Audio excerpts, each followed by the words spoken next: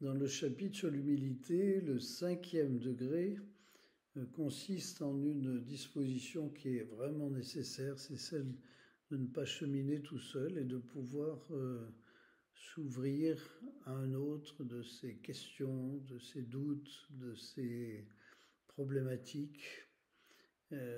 Donc ça s'appelle l'ouverture du cœur, qui est une dimension au fond que l'on retrouve sous maintes formes dans les sagesses de ce philosophique ou spirituel, de toutes sortes de traditions.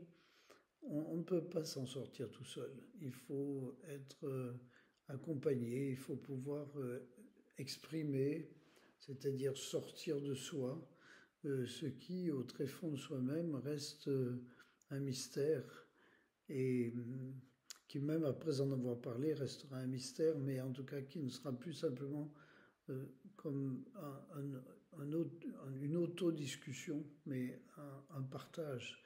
Un partage qui permet de recevoir aussi la lumière éventuellement pour poursuivre la route et simplement l'apaisement parce que en confiant des choses à un autre, surtout lorsqu'elles sont lourdes et lorsqu'elles nous rongent, eh bien nous nous en libérons pour une part.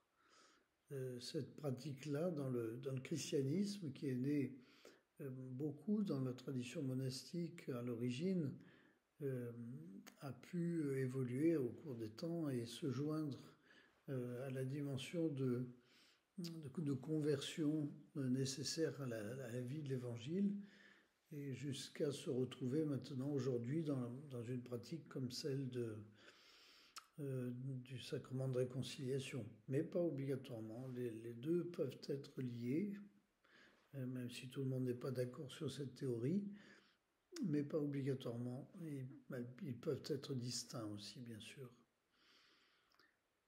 Donc n'hésitons pas à trouver qui peut nous entendre et qui peut nous accompagner, qui peut entendre le très fond de notre cœur et nous aider à discerner ce qui est juste et bon pour nous, dans notre entourage, pour vivre au jour le jour.